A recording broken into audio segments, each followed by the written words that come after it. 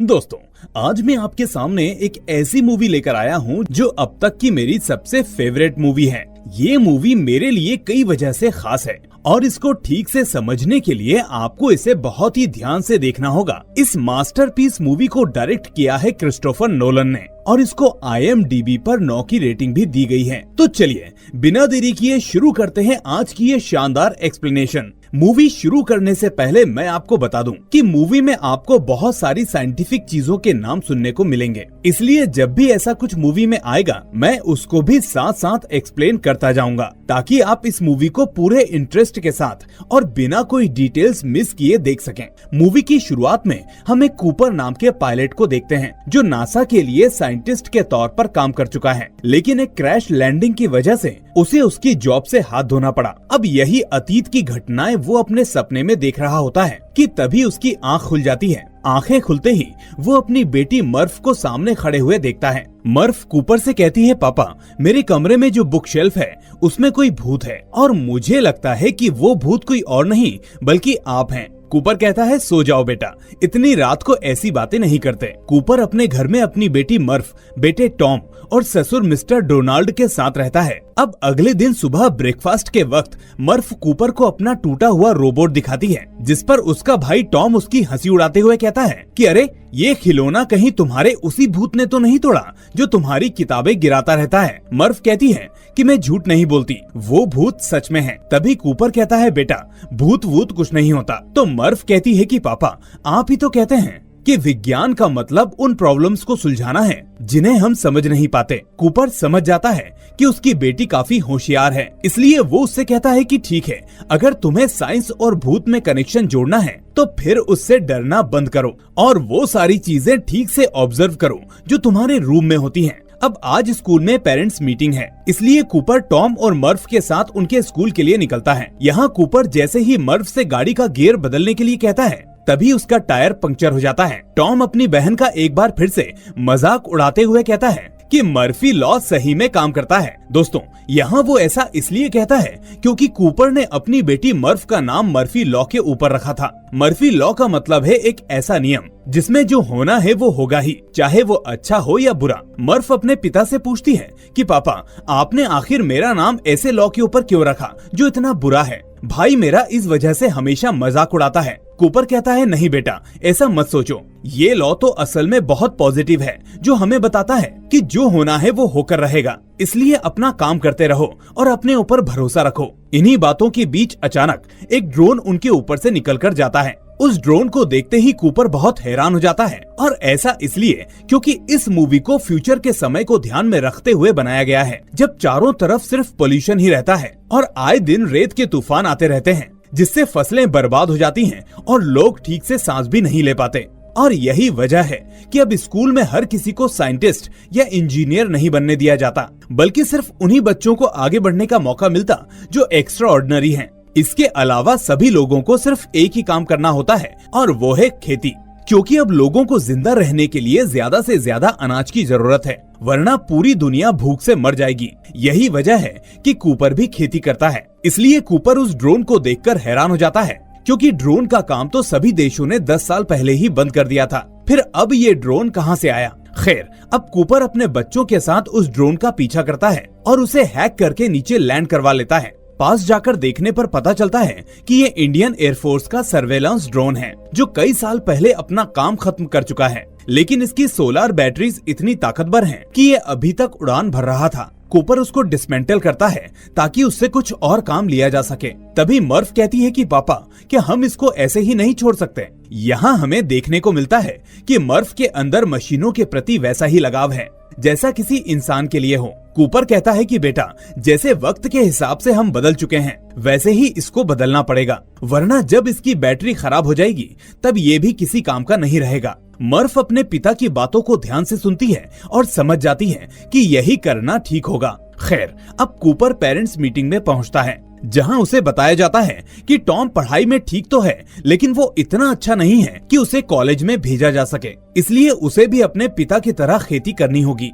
Cooper तभी गुस्सा होकर सरकार के इस रूल को अपोज करता है, क्योंकि उसका कहना था कि बच्चों को इस तरह एजुकेशन से दूर रखना ठीक नहीं।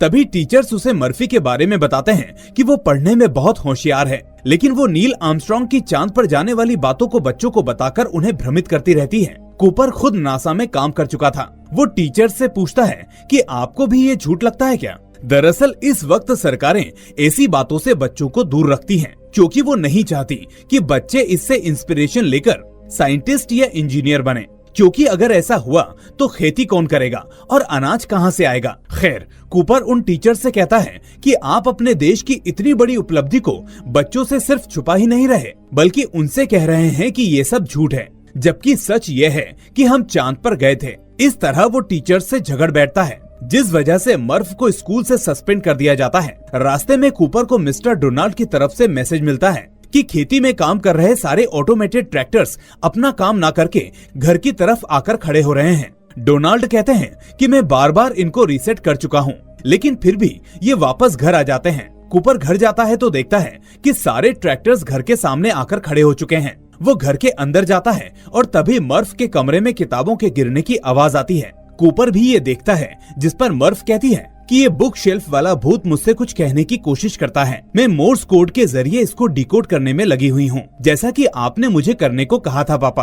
कूपर इस बात पर मुस्कुराते हुए कहता है कि मुझे तो ऐसा नहीं लगता, लेकिन फिर भी बेस्ट ऑफ लक। इसके बाद कूपर अपने ससुर से आकर ट्रैक्टर के बारे में बात करता है। डोनाल्ड कहते हैं कि मुझे लगता है कि हमारा घर किसी ग्रेविटी के एज पर है, जिस वजह से ऐसा हो रहा है। लेकिन कूपर कहता है कि ऐसा नहीं है। अगर ऐसा होता तो ये ट्रैक्टर्स उसी दिन ऐसा करने लग जाते जब इनको पहली बार कमांड दिया गया था। अब अगले दिन पूरी फैमिली स्टेडियम में बेसबॉल गेम को एंजॉय कर रही होती है कि तभी वहाँ धूल का तूफान आ जाता है और सभी अपना मास्क पहनकर वहाँ से निकल पड़ते हैं। घर आकर कूपर देखता है कि पूरे घर में धूल भर गई है, इसलिए वो फौरन सारे दरवाजे और खिड़की बंद करता है और टॉम और मर्फ से पूछता है कि क्या तुम्हारे कमरे की खिड़कियां बंद हैं? ये सुनकर मर्फ अपने कमरे की तरफ भागती है और कूपर भी उसके पीछे चल देता है। यहाँ मर्फ और कूपर देखते हैं कि बुक शेल्फ के नीचे धूल से कुछ लाइंस बनी हुई हैं। मर्फ यहाँ फिर से कहती है कि पापा देखो, ये भूत हमसे कुछ कहने की कोशिश कर रहा है। कूपर इस चीज को ध्यान से देखता है और फिर मर्फ को टॉम के कमरे में सोने के लिए भेज देता है। अगले दिन नींद से जागने के बाद मर्फ जब अपने कमरे में वापस आती है तो कूपर वहीं बैठा हुआ उन एक्टिविटीज को देख रहा होता है। कूपर ने पूरी रात में ये डिकोड कर लिया था कि कमरे में किताबें भूत की वजह से नहीं बल्कि ग्रेविटी की वजह से गिरती हैं। कूपर ये पता कर लेता है कि धूल की जो लकीरें यहाँ बनी हैं, वो असल में बाइनरी कोड में दिया जा रहा कोई मैसेज है, लेकिन ये मैसेज कौन और कहां से भेज रहा है ये अब तक उसको पता नहीं चलता। कूपर मर्फ को समझाता है कि इस मैसेज में धूल की पतली लाइंस बाइनरी के 0 और मोटी लाइंस बाइनरी के 1 को दर्शा रही हैं। अब इसी पैटर्न के हिसाब से वो उस मैसेज को डिकोड करने की कोशिश करता है और फाइनली उसे एक जगह के कोऑर्डिनेट्स हाथ लगते हैं। अब मर्फ और कूपर सीधे अपनी कार में बैठकर उस लोकेशन की तरफ चल देते हैं और जब वो उसके अंदर जाने की कोशिश करते हैं तो उन्हें पकड़ लिया जाता है। अब अंदर टार्स नाम का एक रोबोट कूपर को इंटेरोगेट करते हुए पूछता है कि आखिर तुम यहाँ कैसे आए। कूपर कहता है कि मेरी बेटी कहाँ है। इस पर टार्स कहता है कि वो सुरक्षित है, लेकिन तुम बताओ तुम यहाँ कैसे आए। तुम्हारी गाड़ी में हमें इस जगह का मैप और कोऑर्डिनेट्स मिले,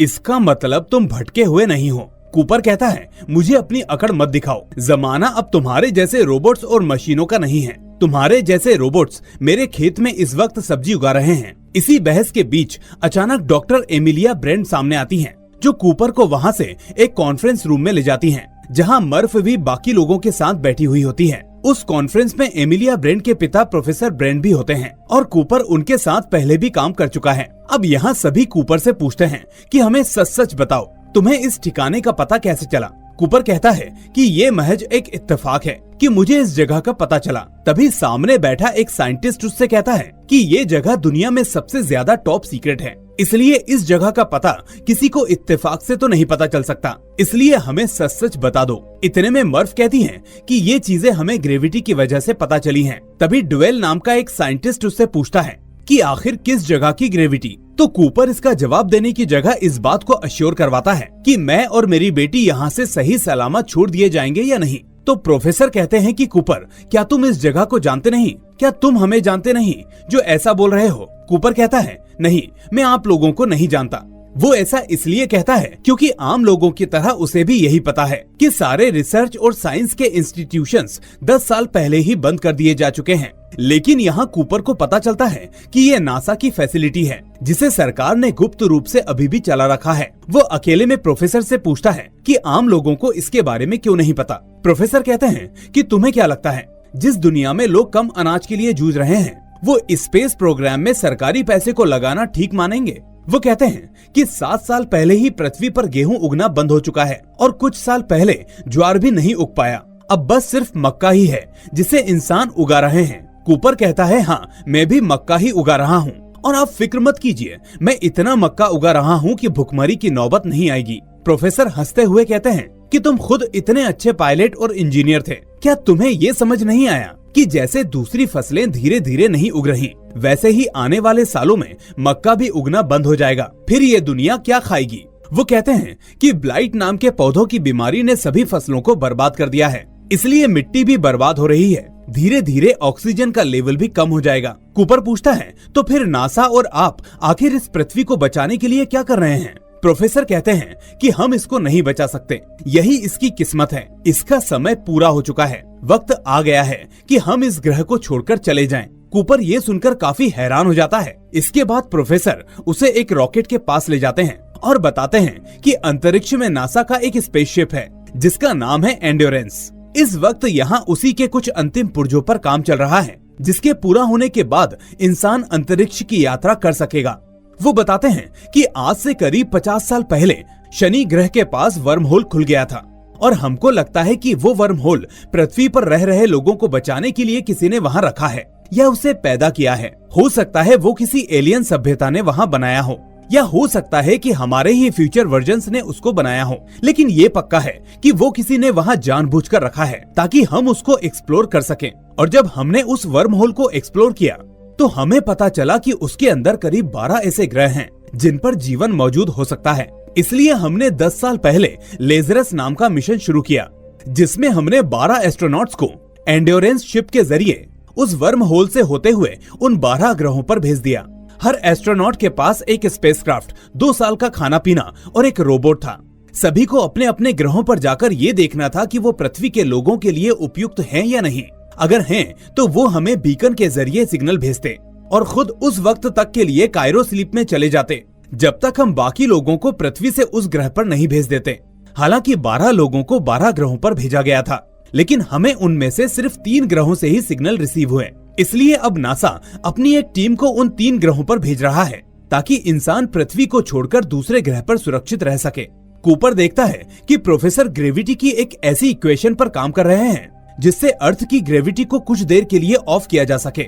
ऐसा इसलिए ताकि पृथ्वी के लोगों को जब यहाँ से जाना हो तो फ्यूल की जरूरत ना पड़े, क्योंकि पृथ्वी पर अब इतना फ्यूल है ही नहीं कि सभी लोगों को अंतरिक्ष में भेजा जा सके। इसलिए जब ग्रेविटी ऑफ हो जाएगी तो लोग आराम से ट्रेवल कर पाएंगे। यहाँ प्रोफेसर बताते हैं कि हमारे 2 प्लान्स हैं। प्लान ए के मुताबिक नासा की एक टीम रॉकेट में बैठकर एंड्योरेंस स्पेसशिप तक जाएगी। वहाँ से वो उस वर्म होल में जाएंगे और फिर दूसरी गैलेक्सी में पहुंच जाएंगे।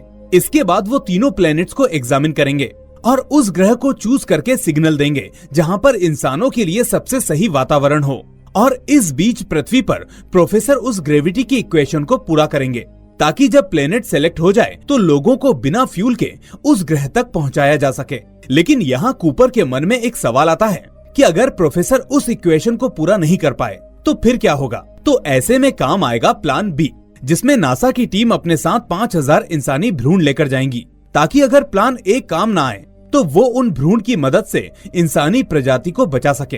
प्रोफेसर कहते हैं कि प्लान बी लास्ट ऑप्शन है, उससे हम इंसानी सभ्यता को तो बचा लेंगे, लेकिन पृथ्वी पर रह रहे इंसान मारे जाएंगे। इसलिए जरूरी है कि प्लान ए ही काम करे। इसके बाद वो कहते हैं कि मुझे इस बात का आश्चर्य है कि आखिर तुमको ये कोऑर्डिनेट्स क्यों मिले, और वो भी ठीक उसी वक्त पर जब हमें एक पायलट की जरूरत है, क्योंकि हमारी टीम में पायलट की कमी है। इसलिए मुझे लगता है कि हो ना हो, जिन लोगों ने वो वर्म होल बनाया है उन्होंने ही तुमको वो कोऑर्डिनेट्स दिए हैं। कूपर कहता है कि आप क्या कह रहे हैं, सुबह तक मैं अपने खेतों में खेती कर रहा था और अब आप मुझे इस टीम का पायलट बनने को कह रहे हैं।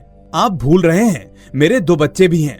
तो प्रोफेसर कहते हैं कि नहीं, तुम भूल रहे हो कि तुम्हारे 2 बच्चे भी हैं। जो एक अच्छा फ्यूचर डिजर्व करते हैं, ना कि इस पृथ्वी पर मरना। ये बात कूपर को समझ में आ जाती है और फाइनली वो अपने बच्चों के बेटर फ्यूचर के लिए उस टीम का पायलट बनने के लिए राजी हो जाता है। यहाँ मर्फ अपने पिता के इस फैसले से बहुत नाराज हो जाती है। वो नहीं चाहती कि उसके पिता एक ऐसे मिशन पर जाएं जहां उनकी जान को खतरा हो और इस बात की गारंटी भी ना हो कि वो वापस आएंगे भी या नहीं। मर्फ कहती है कि मैं इतने दिनों से बुक शेल्फ से गिर रही किताबों के जिस मैसेज को डिकोड कर रही थी वो मैंने डिकोड कर लिया और उस मैसेज का मतलब है स्टे, यानी रुक जाओ। वो चीज जो कुछ भी है वो कह रही है कि मैं आपको रोक लूं। हालांकि कूपर इस बात पर ध्यान नहीं देता और मर्फ को एक घड़ी देते हुए कहता है कि ऐसी ही एक घड़ी मेरे पास है और जब मैं स्पेस में ट्रेवल करूंगा तो वो घड़ी उस स्पेस के टाइम के हिसाब से चलेगी, जबकि मर्फ की घड़ी पृथ्वी के टाइम के हिसाब से चलेगी। इसका मतलब दोनों घड़ियों में एक ही वक्त पर अलग अलग टाइम होगा। वो कहता है हो सकता है जब मैं लौट कर आऊं तो हम दोनों की उम्र एक बराबर हो। कितना अच्छा होगा ना। इस तरह वो मर्फ को समझाने की कोशिश करता है, जबकि वो खुद भी जानता है कि ये मिशन उसके लिए ऑलमोस्ट नामुमकिन है। लेकिन एक चीज ये भी है कि अगर वो नहीं जाएगा तो उसके बच्चों का भविष्य भी खतरे में ही रहेगा। खैर, मर्फ उस घड़ी को फेंक देती है और कहती है कि आपको तो ये भी नहीं पता कि आप वापस कब आएंगे और आप मुझसे कह रहे हैं कि मैं आपको जाने दूं। अब हार मानकर कूपर जाने लगता है और तभी बुक शेल्फ से एक किताब अपने आप गिर जाती है, जैसे वो भी उसे जाने से मना कर रही हो। लेकिन इस बार भी कूपर इस पर ज्यादा ध्यान नहीं देता और वहाँ से चला जाता है। इसके बाद हम देखते हैं कि मर्फ बेचारी रोती रह जाती है और कूपर अपने बेटे टॉम से कहता है कि अपने नाना जी और अपनी छोटी बहन का ख्याल रखना, मैं जल्दी ही वापस आ जाऊंगा। बाप बेटी का ये सीन सच में काफी इमोशनल है दोस्तों। खैर, अब मिशन की शुरुआत होती है और हम देखते हैं नासा की उस टीम के सभी मेंबर्स को जो इस मिशन पर जा रहे हैं। सबसे पहले है रोमिली, दूसरा है ड्वेल, तीसरी है डॉक्टर एमिलिया ब्रेंड यानी प्रोफेसर की बेटी और चौथा है इस शिप का पायलट और इस मिशन का कप्तान कूपर। इन लोगों के साथ 2 रोबोट्स भी इस मिशन पर जा रहे हैं जिनके नाम है केस और टार्स। अब कई महीने गुजर जाते हैं और ये लोग शनि ग्रह के पास बने उस वर्म होल तक पहुंच जाते हैं। इस बीच पृथ्वी के मैसेजेस इन लोगों के पास ट्रांसमिट होते रहते हैं और साथ में ये भी अपने घरों पर वीडियो के जरिए संदेश भेजते रहते हैं। कूपर को टॉम के वीडियो मैसेजेस आते हैं, लेकिन मर्फ उसे एक भी मैसेज नहीं भेजती। यहाँ टॉम से कूपर को पता चलता है कि मर्फ अभी भी उससे बहुत नाराज है, इसलिए वो अपने पिता से बात करने के लिए कोई मैसेज रिकॉर्ड नहीं करती। खैर, अब टीम उस वर्महोल के एकदम पास पहुंच जाती है और पृथ्वी पर अब तक 2 साल बीत चुके होते हैं। कूपर उस वर्महोल को देखकर रोमिली से पूछता है कि ये तो एक स्फीयर है, जबकि मैं सोच रहा था कि यहाँ कोई छेद होगा जिससे हमें गुजरना होगा। रोमिली समझाता है कि इसी स्फीयर में जाने के बाद हम दूसरी गैलेक्सी में पहुंच जाएंगे। किसी भी स्फीयर को अगर हम 2D में पेज पर ड्रॉ करेंगे तो वो हमें होल जैसा ही दिखेगा, इसलिए धोखा मत खाओ, हमें इसी के अंदर जाना है। खैर, अब पूरी टीम खुद को तैयार करती है और उस स्फीयर के अंदर चली जाती है। रास्ते में डॉक्टर ब्रेंड को ऐसा महसूस होता है जैसे वो किसी को टच कर रही हो। ये असल में स्पेस और टाइम का डिस्टॉर्शन होता है। कूपर पूछता है कि ये क्या था और तुमको क्या महसूस हुआ। ब्रेंड कहती है कि ऐसा लग रहा था जैसे कोई हैंडशेक कर रहा हो। खैर, अब ये चारों लोग नई गैलेक्सी में आ जाते हैं जहां वो तीनों हैबिटेबल प्लैनेट्स ब्लैक होल का चक्कर काट रहे होते हैं, ठीक वैसे ही जैसे पृथ्वी और दूसरे ग्रह सूर्य का चक्कर काटते हैं। अब यहाँ टीम का अगला काम होता है तीनों ग्रहों में से सबसे बेहतर ग्रह को चुनना जहाँ पर इंसान रह सकें। इन तीनों ग्रहों पर जो एस्ट्रोनॉट्स गए थे उनके नाम थे एडमंड, मिलर और मैन, इसलिए उन ग्रहों के नाम भी इन्हीं एस्ट्रोनॉट्स के नाम पर रखे गए हैं।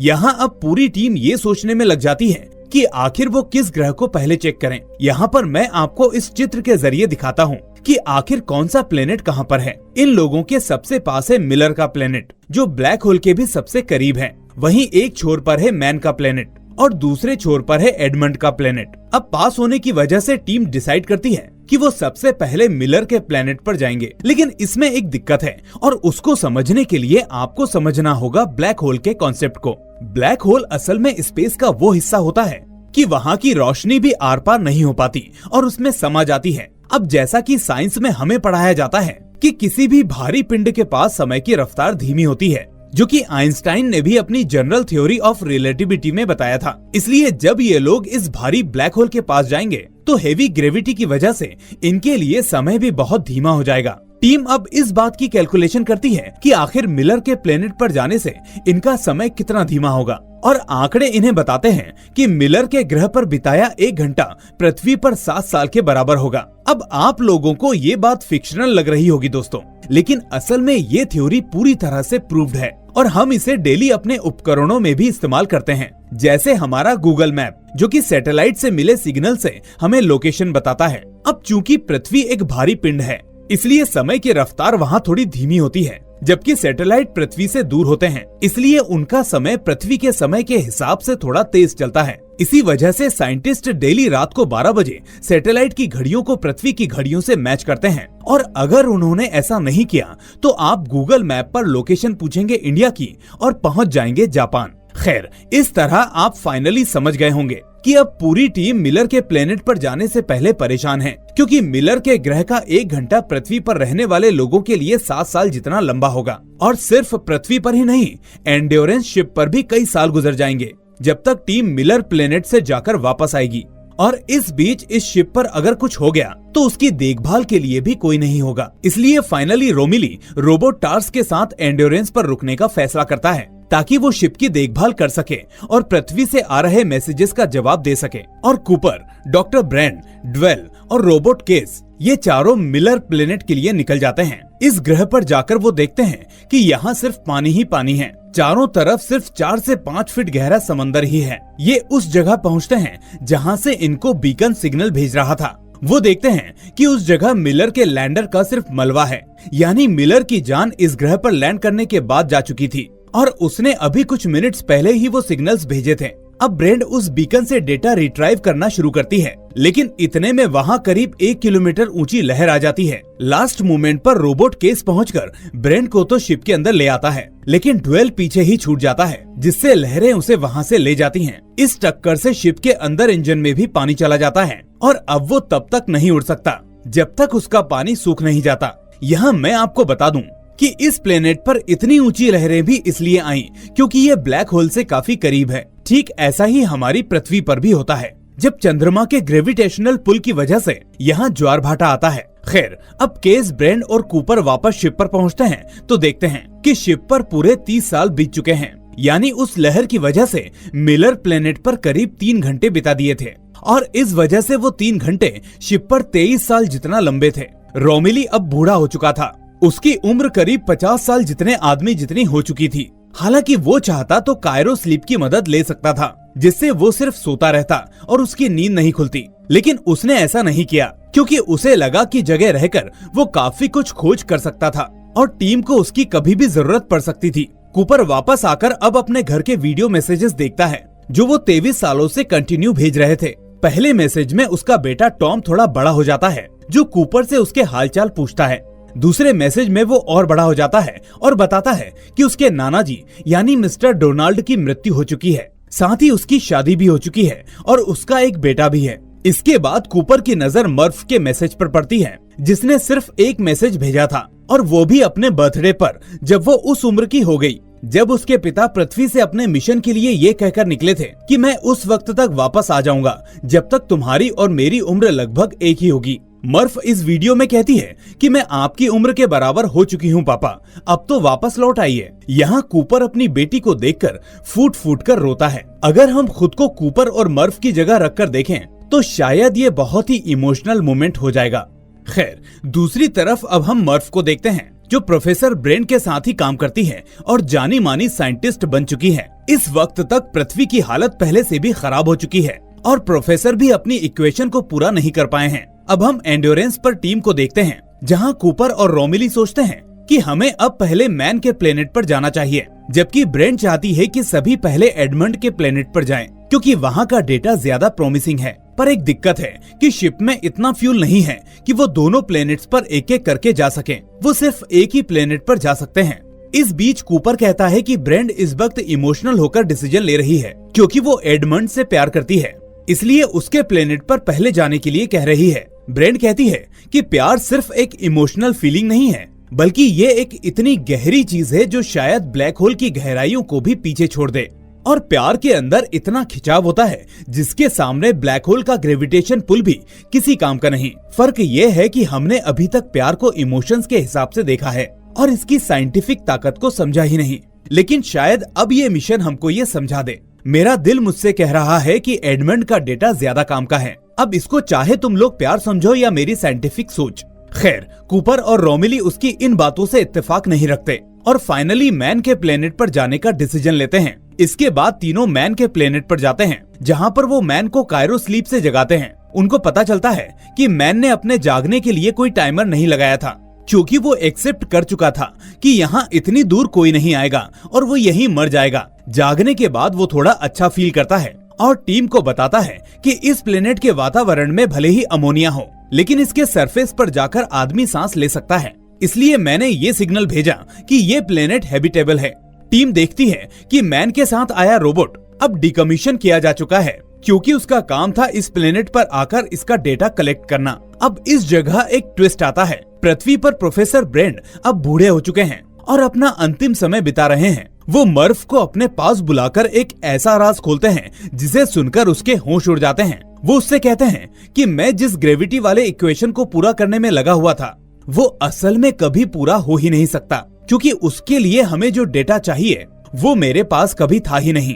वो कहते हैं कि इसका मतलब प्लान ए कभी सक्सेस हो ही नहीं सकता, वो बस एक दिखावा था। अगर कूपर उस प्लेनेट को ढूंढकर हमें सिग्नल भेज भी देगा तो भी हम वहाँ नहीं पहुँच पाएंगे। असली प्लान था प्लान बी, यानी भ्रूण के जरिए इंसानी प्रजाति को बचाना और पृथ्वी के लोगों को मरने के लिए छोड़ देना। ये बताते हुए अब प्रोफेसर की मौत हो जाती है, जिसके बाद मर्फ ये खबर वीडियो मैसेज के जरिए उनकी बेटी एमिलिया ब्रेंड को देती है। वो साथ ही ये भी पूछती है कि क्या आपको और मेरे पिता को पता था कि प्लान ए सिर्फ दिखावा है, असली प्लान सिर्फ प्लान बी है? क्या मेरे पिता ने मुझे और मेरे भाई को यहाँ मरने के लिए छोड़ दिया और खुद बचकर यहाँ से चले गए? क्या वो ये सब जानते हैं? ब्रेंड जब ये मैसेज देखती है तो वो भी हैरान रह जाती है कि उसके पिता ने पूरी टीम से इतना बड़ा झूठ बोला। यहाँ कूपर अपनी बेटी मर्फ को देखकर बहुत परेशान हो जाता है। उसे लगता है कि मर्फ उसे पूरी जिंदगी झूठा ही समझेगी, इसलिए वो कहता है कि मैं यहाँ से पृथ्वी के लिए निकल जाऊंगा क्योंकि मुझे अपनी बेटी से मिलना होगा। यहाँ रोमिली उसे एक आइडिया देता है। वो कहता है कि जब तुम पृथ्वी पर जा ही रहे हो तो ब्लैक होल का चक्कर लगाते हुए जाना और टार्स को वहाँ ड्रॉप कर देना। हो सकता है तुम्हारी बेटी मर्फ टार्स के भेजे गए उस क्वांटम डेटा से ग्रेविटी की इक्वेशन को सॉल्व कर ले। कूपर इसके लिए मान जाता है और मैन के साथ थोड़ी देर के लिए बाहर चला जाता है। यहाँ आता है दूसरा ट्विस्ट, जब उसे पता चलता है कि असल में ये प्लेनेट हैबिटेबल है ही नहीं। मैन ने असल में गलत डेटा नासा को ट्रांसमिट किया था ताकि कोई न कोई इस बहाने उसे बचाने आ सके, और उसने अपने रोबोट को भी डिकमीशन कर दिया ताकि वो नासा तक सही डेटा ना पहुंचा सके। अब इस बात पर कूपर और मैन की बहस हो जाती है, जिसके बाद मैन कूपर को जान से मारने की कोशिश करता है। वो कहता है कि मैं तुम्हें इस एंड्योरेंस को लेकर यहाँ से नहीं जाने दूंगा, मैं खुद ही पृथ्वी पर जाऊंगा, लेकिन उसके लिए मुझे तुमको और तुम्हारे साथियों को मारना होगा ताकि तुम लोग वहाँ मेरी पोल ना खोल सको। इसके बाद मैन कूपर के हेलमेट पर तेजी से वार करता है, जिससे वो पंक्चर हो जाता है और ऑक्सीजन तेजी से लीक होने लगती है। इस वजह से अब कूपर ठीक से सांस नहीं ले पाता और ब्रेंड को मदद के लिए कांटेक्ट करता है। उधर रोमिली उस रोबोट को ठीक करने की कोशिश करता है, जहां उसे पता चलता है कि मैन का डेटा इस रोबोट के डेटा से एकदम अलग है। और जैसे ही वो ये सब पता करता है, उस रोबोट में सेल्फ डिस्ट्रक्शन मोड लग जाता है और उस धमाके में रोमिली मारा जाता है। इस तरह हमें ये पता चलता है कि नासा ने अपने रोबोट्स को इस तरह डिजाइन किया था कि अगर उससे कोई गलत डेटा भेजे तो वो अपने आप को खत्म कर ले। यही वजह थी कि मैन ने उसको बंद कर दिया था। खैर, दूसरी तरफ ब्रेंड कूपर के पास पहुंचकर उसे बचा तो लेती है, लेकिन इतने में मैन उस शिप को लेकर एंड्योरेंस की तरफ निकल पड़ता है। उसके पीछे लैंडर को लेकर कूपर, ब्रेंड, केस और टार्स भी निकल पड़ते हैं। अब मैन उनसे पहले एंड्योरेंस तक पहुंच जाता है और अपना शिप एंड्योरेंस से डॉक करने की कोशिश करता है। अब चूंकि वो कैप्टन नहीं होता तो उसे कोड्स नहीं पता होते, इसलिए उसका शिप एंड्योरेंस से डॉक नहीं होता। इसलिए वो अब मैन्युअली डॉकिंग करने का डिसीजन लेता है। इधर रेडियो पर ब्रेंड और कूपर उसे समझाते हैं कि मैन्युअली डॉकिंग करना नामुमकिन है, लेकिन मैन उनकी बात नहीं मानता और इसी बीच फोर्सफुल डॉकिंग की वजह से मैन के शिप में ब्लास्ट हो जाता है, जिससे वो तो मारा ही जाता है, लेकिन साथ में एंड्योरेंस को भी भारी नुकसान पहुंचता है। ये देखकर अब कप्तान कूपर अपना दिमाग चलाता है और लैंडर को ही टार्स के जरिए एंड्योरेंस से डॉक करने के लिए कहता है। दोस्तों, ये सीन इस मूवी का सबसे बेहतरीन सीन है, जिसे देखकर आपके रोंगटे खड़े हो जाएंगे। खैर, वो इस डॉकिंग को कर लेते हैं और फाइनली एंड्योरेंस स्टेबल हो जाता है। कुछ देर बाद केस कूपर को बताता है कि एंड्योरेंस ब्लैक होल की तरफ खिंच रहा है, लेकिन तभी कूपर फिर से अपना दिमाग चलाता है। वो कहता है कि हम इस ग्रेविटेशनल पुल का इस्तेमाल स्लिंग शॉट के लिए करेंगे। ब्रेंड कहती है कि क्या हमारे पास इतना फ्यूल है कि हम एडमंड के प्लेनेट पर पहुंच जाएं? तो कूपर कहता है कि हाँ, स्लिंग शॉट के लिए हम दोनों के पास काफी फ्यूल है। हम टार्स को उस ब्लैक होल में भेज देंगे ताकि वहां से जरूरी डेटा को लेकर वो अर्थ पर भेज सके और वो इक्वेशन सॉल्व हो सके। ये सुनकर ब्रेंड समझ जाती है कि कूपर अब अर्थ पर नहीं बल्कि उसके साथ एडमंड के प्लेनेट पर जाएगा, और ये जानकर वो खुश भी हो जाती है। खैर, इसके बाद इंजन शुरू होता है और स्लिंग शॉट की तैयारी होती है। दोस्तों, मैं आपको बता दूं कि स्लिंग शॉट एक ऐसा तरीका है जिसके जरिए हम किसी भी भारी पिंड के नजदीक आकर उसके चक्कर लगाते हुए तेजी से एक पुश लेते हैं और बहुत लंबी दूरी कम फ्यूल में तय कर लेते हैं, जैसा कि आप इस इमेज को देखकर समझ सकते हैं। अब स्लिंग शॉट से पहले स्पीड तेज करने के लिए कूपर धीरे धीरे बाकी के इंजन्स को शुरू करता है और आगे बढ़ता है। समय आने पर वो टार्स को अलविदा कहकर उस ब्लैक होल में भेज देते हैं। वहां जाते ही टार्स से सिग्नल मिलना बंद हो जाता है और तभी कूपर खुद को भी एंड्योरेंस से डिटैच करने का फैसला लेता है।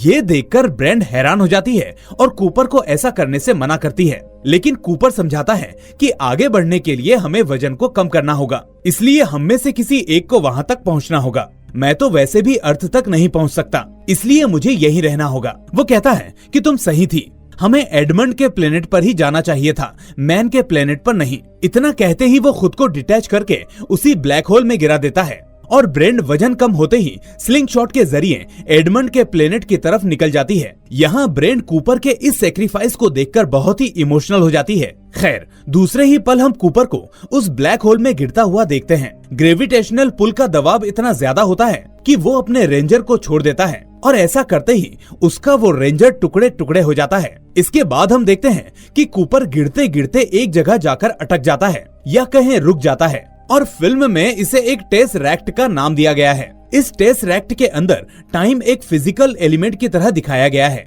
यहाँ कूपर और टार्स को पता चलता है कि वो इसी टेसरैक्ट में अलग अलग जगह पर हैं और एक दूसरे से बात कर सकते हैं। टार्स कूपर से कहता है कि भविष्य के लोगों ने ह्यूमैनिटी को बचा लिया है, उन्होंने ही कूपर के लिए ये टेसरैक्ट को बनाया है और इसके जरिए वो कूपर से शायद कुछ करवाना चाहते हैं। कूपर ये सुनकर काफी कंफ्यूज हो जाता है और इतने में उसकी नजर पड़ती है मर्फ के रूम की अलग अलग टाइमलाइंस पर। टार्स कूपर से कहता है कि सभी टाइमलाइंस का यहाँ होने का मतलब है कि तुम्हें उसी वक्त में कुछ संदेश भेजना है जब मर्फ छोटी थी। अपनी बेटी को देखकर कूपर काफी इमोशनल हो जाता है और उसको आवाज देते हुए जोर जोर से टेसरैक्ट की दीवारों को धक्का देने लगता है। ऐसा करने से मर्फ के कमरे की एक बुक गिर जाती है, जिससे कूपर को ख्याल आता है जब उसकी बेटी कहा करती थी कि मुझे लगता है कि आप ही मेरे भूत हो। साथ ही वो समझ जाता है कि वो बुक्स असल में उसकी ही वजह से गिर रही थी, क्योंकि वो उस वक्त भविष्य से उसको कुछ सिग्नल्स भेज रहा था। कूपर को एहसास हो जाता है कि इस टाइमलाइन और उस टेसरैक्ट के बीच कम्युनिकेशन की बस एक ही चीज है और वो कॉमन चीज है ग्रेविटी। वो ग्रेविटी के जरिए किताबों को गिराकर मर्फ को सिग्नल देता है कि स्टे, यानी मुझे रोक लो।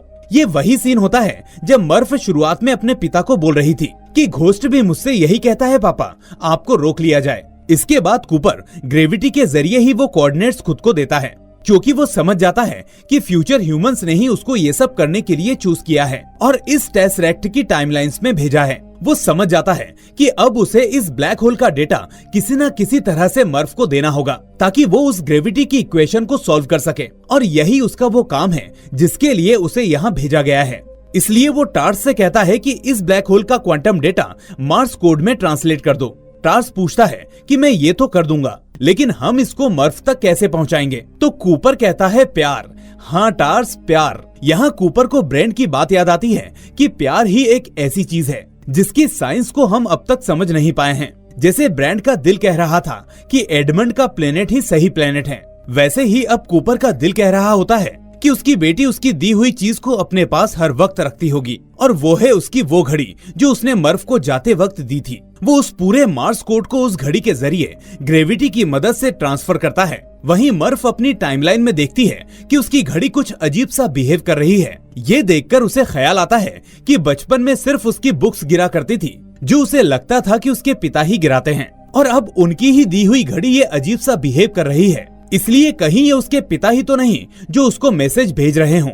इसलिए वो उस कोड को डिकोड करना शुरू करती है और फाइनली ग्रेविटी की इक्वेशन सॉल्व कर लेती है। ऐसा होते ही हम देखते हैं कि टेसरैक्ट अचानक बंद होने लगता है, यानी उसे जिस चीज के लिए बनाया गया था वो काम अब पूरा हो चुका था। कूपर इसके बाद तेजी से वर्म होल के जरिए अपने आप बाहर आ रहा होता है और यहाँ फिर इस टाइम और स्पेस आपस में डिस्टॉर्ट होते हैं और कूपर को वही समय दिखता है जब वो अपनी टीम के साथ इस वर्म होल से दूसरे गैलेक्सी में जा रहा था। यहाँ वो ब्रेंट से हैंडशेक करता है, जो फिल्म का वही सीन है जो शुरू में हमने देखा था। खैर, इसके बाद हम देखते हैं कि कूपर शनि ग्रह के पास आ चुका है और उसके पास बस थोड़े समय की ऑक्सीजन बची है। इसके बाद वो बेहोश हो जाता है। आंखें खुलने पर वो देखता है कि उसे एक तरह की एडवांस फैसिलिटी में रखा गया है। पूछने पर उसे पता चलता है कि इस फैसिलिटी का नाम कूपर स्टेशन है। कूपर कहता है कि वाह, मेरी वजह से इसका नाम कूपर स्टेशन रख दिया।